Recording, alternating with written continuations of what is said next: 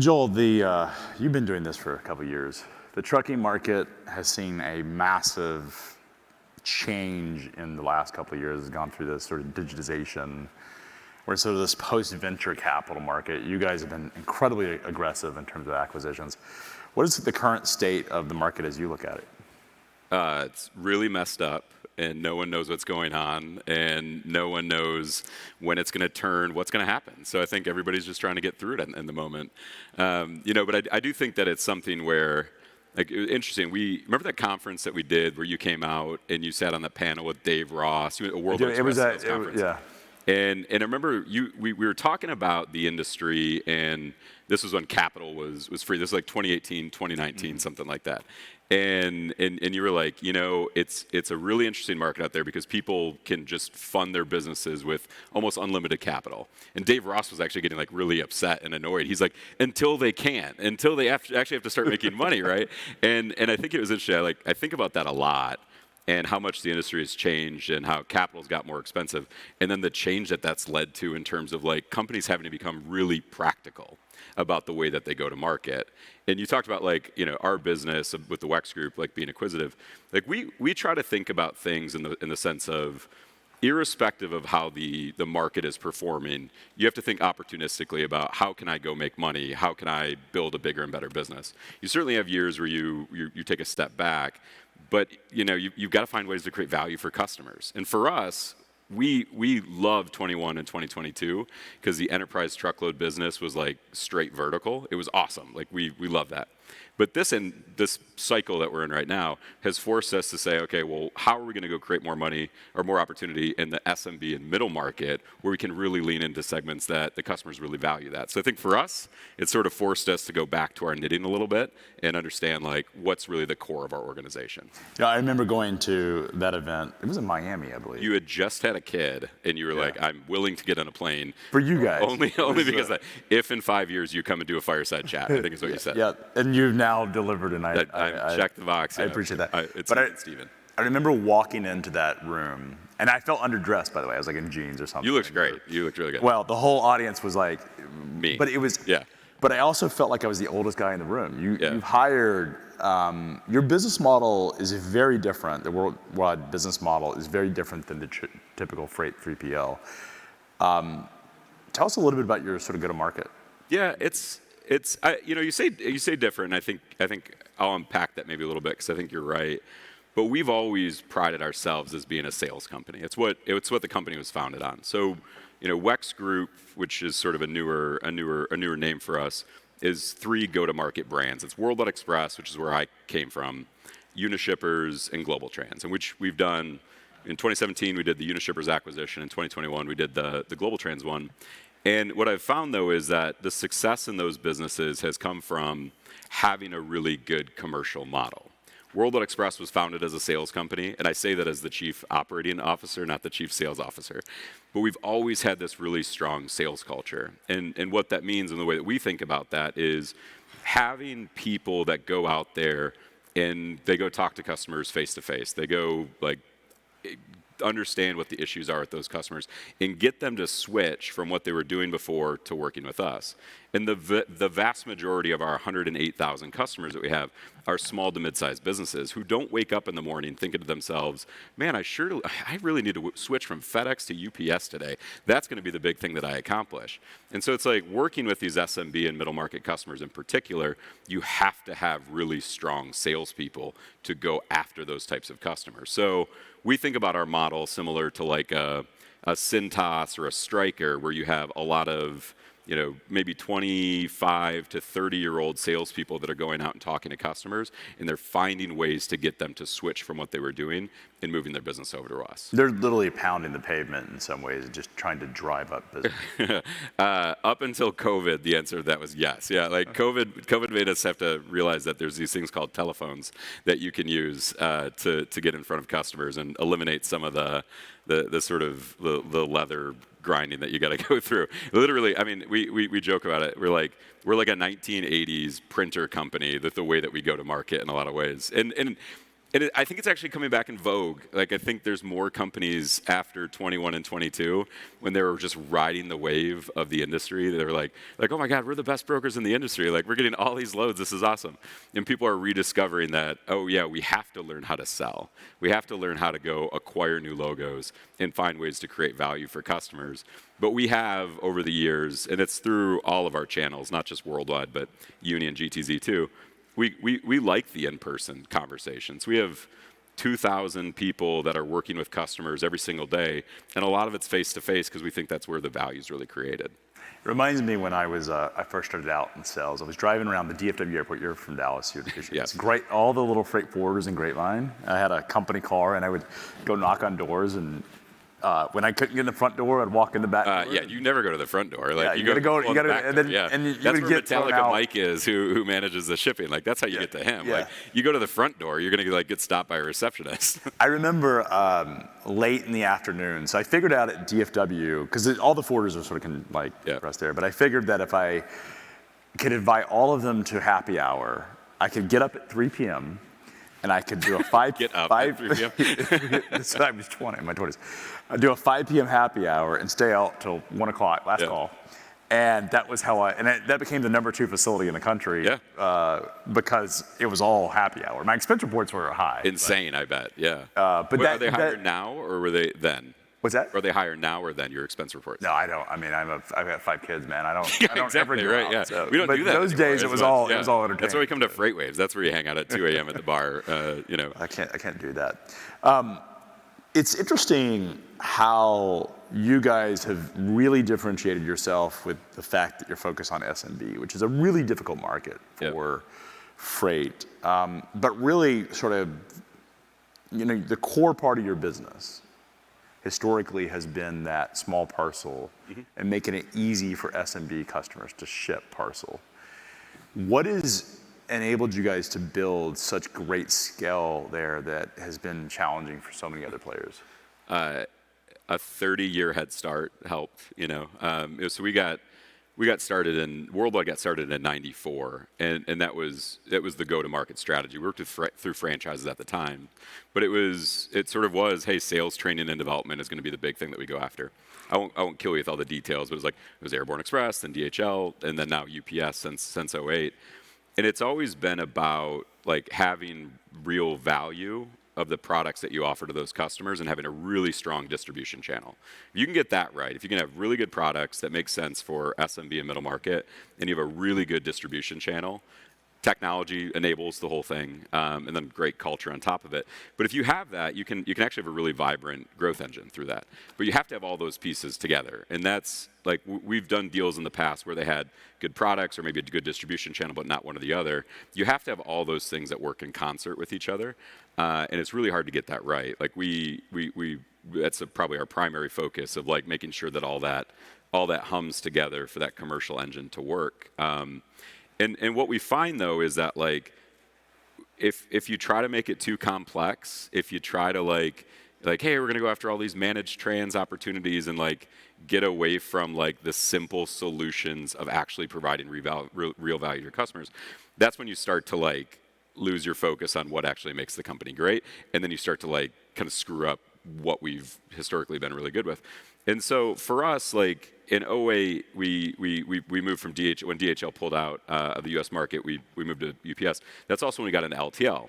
We didn't get into LTL because we thought that it was the next big opportunity for us. We got into it because we had shippers that were saying, this is great to use you for parcel, but I would love to use you for LTL too. Now we're the second largest LTL brokerage behind C.H. Robinson, and it's really been the customers that have pulled us forward because that's something that they desire. SMB customers in particular, want parcel and LTL shipping with a little bit of an ability to tap into some full truckloads. So it's a long-winded way of saying just keeping the simple a simple offering and just really, really, really, really treating your distribution model and building that out and maintaining it, treating that like a religion. You got to be just cult-like about your focus about your build out of your distribution channel. A couple of years ago, you guys had a small, relative to the size of your business, truckload business. It was $100 million on $2 billion. Yeah. I mean, it was 5% of your business. $100 million is not a small business, Yeah. but relative to the whole organization. But then you guys bought Global Trans, and that seemed like, what was sort of the motivation to buy Global Trans? It was sort of it was very surprising, frankly, from an outside, because if somebody had said, hey, Global Trans is selling, you wouldn't have been on my list of likely buyers. But what motivated that? Yeah, it's a good question. The really short answer is, I mean, we're private equity backed and have been since like '07, and so there was always a question about the UPS risk of if UPS ever canceled our contract, because it was such a big part of our business. It was always a concern that investors would have. Like, it's a less than 1% chance that something would happen. We have an amazing relationship with UPS, but that was always something that people asked. It was a bit of diversifying. It was allowing us to sort of sort of diversify the business, so we had more EBITDA contribution from other lines and segments. But then there was also, like you mentioned, us and truckload.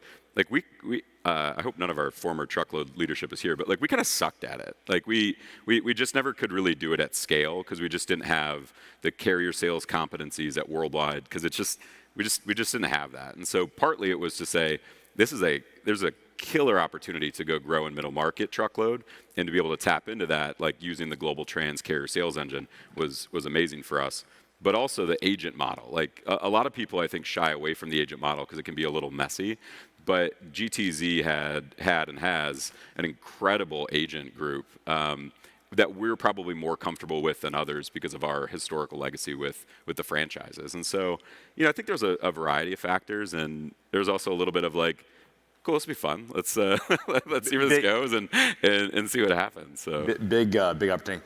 Has it been easier to get the folks that were selling parcel and LTL to sell truckload, or get the truckload folks that have truckload relationships to sell the parcel? I thought you were going to go truckload to LTL.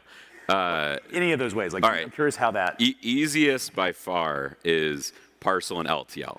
The way that our parcel and LTL work are exactly the same. Truckload is a completely different animal. Parcel and LTL, like when you look at parcel, like 99.9% of our parcel shipments we don't touch. It's automatically rated. It gets dispatched, pickup, label created, all the rest. We don't touch it. There's like few billing issues that happen, but it's an amazing machine. Our LTL product, there's probably north of 93, 95% of our shipments. Same thing. Digitized, flows through, it's all good. Just get more phone calls because things go wrong, reconsignments, I've got damages, whatever. But like LTL and parcel are like kissing cousins to each other. Truckload is a completely different animal. And you get like guys and gals who are like making, oh, man, I made $500 rip on that truckload. Like, why am I going to go sell something where I'm going to make $1.50 on this parcel shipment, right? So truckload to parcel rarely happens. It's also the types of customers that are shipping. Most of those big truckload shippers already have a relationship with UPS where they're like handling their outbound or inbound. But I'd say parcel LTL easiest. But even truckload to LTL, I don't know if there's probably people in the audience who'd agree with me, but trying to get truckload people to sell LTL can also be a struggle. Yeah. So it's almost completely different market. So the synergies in terms of sales synergies have not been as much as I would have expected, simply because the products are completely different. Yeah, I think in the middle market, we're starting to see much more growth. Like we think about SMBs like less than $250,000 of spend, middle market being like 250 or 500 or so, up to like 10 million. That's where you get more of the synergy between LTL and truckload, and maybe a little bit of parcel on that. And then like when you get like really big, like north of 10 million bucks, it's like mainly truckload. So Joel, a lot's happening in this industry. This morning, Transfix announcement that they got purchased by NFI. We're sort of post the venture capital stage of this industry, where now unit economics really matter. You're an organization that's been private equity, highly disciplined for many, many years. What is your sort of observation as someone who's both institutional backed, but also sort of an observer and sort of a student of this industry? How are you seeing things? Yeah, it's like you said. I think it's evolving pretty rapidly, but it's interesting. Like I'll go harken back to like that conversation we had at our conference. Like I don't think I could run a business that doesn't make money. I think that's really, really hard, right? It's because I think it's really easy to focus on the wrong metrics and say, well, this is good, like this is great, right? Like there's people a lot smarter than me who know how to do that. I think, and I think it just goes back to like being really practical about how you're running your business. Like for us, like because we're private equity backed, our North Star is EBITDA and EBITDA growth, and that's. that's a really easy metric. Well, it's you can sort of do a lot of things to make it highly adjusted, I'm sure. But that's an easy metric to sort of say, are we making money or not making money? Like we had to do this with certain people that we brought into the organization from other enterprises over the years, where they would say, well, I got this really big opportunity. It's like $10 million in revenue, and we're like, well, how much margin are we going to make off that? And if they're like, well, it's 2%, and it's like, well, that's not really exciting. Let's not spend our time on that. Like, I think operators in the industry, and this is a good thing. It's hard, but it's a good thing that the industry is going through what it's going through, because I think it will sort of shake out some of like the hanger-oners that are just sort of doing it. They had free money, and they were probably doing and making interesting investments, but I really do think that we all should be focused on creating value, right? And to create value, you should be oriented towards like making money some way, somehow. And so, I think it's good for people to have to like shake up a little bit and realize that like this is for-profit enterprises, and find ways to get their businesses to actually generate some good cash flow. So 5 billion in revenues, I think was the number we reported a couple years ago. It's like this last year was like 4.4 billion in system-wide revenue. Yeah. It's it's been a challenging Yeah. for everybody. Our advertising business is down like 40% in 2 years. That sounds about right. Yeah. Marketing is always the first thing that people cut. That's what we'd cut. Yeah. Right. So it has been. We it's funny because we report on the freight market, and people are like, "Oh, you're short the market." I'm like, "Look, we're exposed. Like, we're the first to go in the down cycle, not the We're last. long America. Like that's what we want. Like, So we want to get Warren doing Buffett. well. Yeah. So, but it's just funny how that sort of perception is. Profitability in your business. What is your sort of target? You guys sort of think of in terms of target profitability? Like in like EBITDA country. Yeah. Like get it like around 300 million or so. Like kind of getting towards that, like back to that level. So that's of the scale where you guys. You would be a large IPO. Lineage apparently is talking about an IPO. How are you guys thinking about it?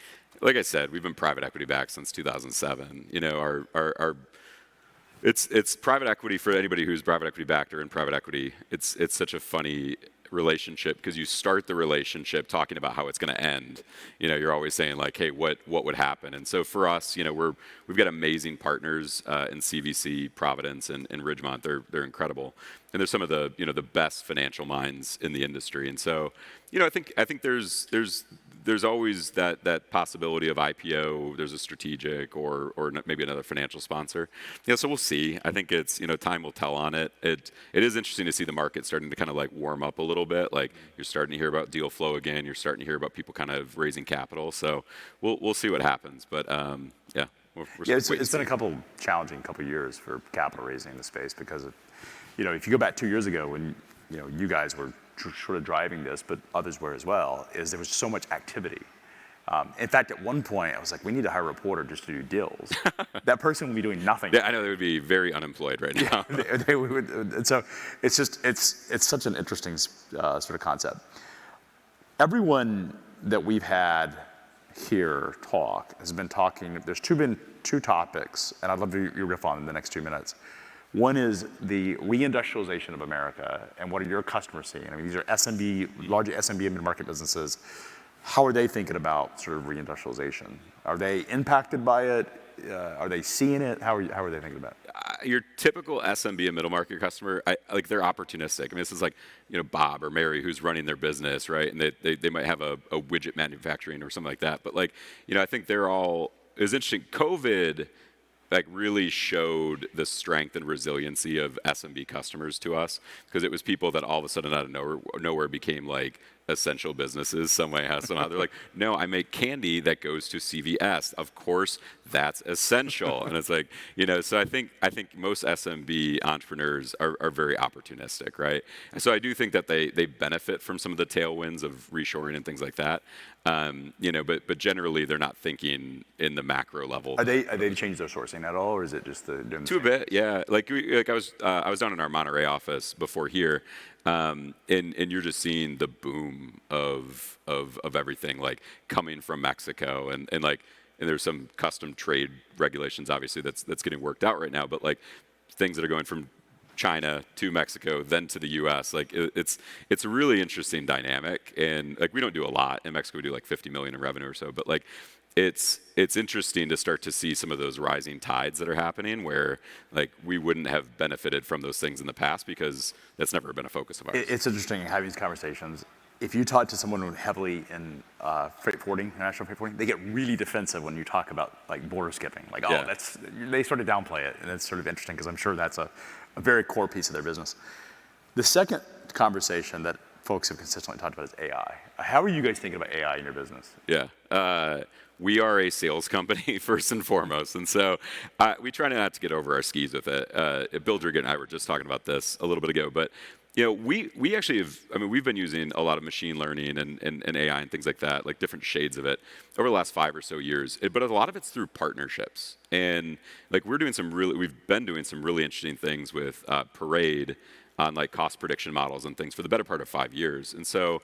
I think we benefit. We've got some skunk work projects and things internally, but because we don't really view ourselves as a technology company first and foremost, we take a little bit more of a portfolio approach of working with different vendors and partners who are doing really interesting things with AI. So like we've got amazing proprietary technology, but we're thinking about, well, how do we plug in certain things with some vendors that are doing some interesting stuff, and that helps us really kind of run our truckload business more efficiently, do pricing algorithms faster and better. So, I'd say I think the industry as a whole is sort of at the 1 yard line on the wrong side of the field with it. Like, there's a lot more room to go with it, but we're sort of dabbling around in a couple different areas. Is there any technology that you're incredibly bullish on?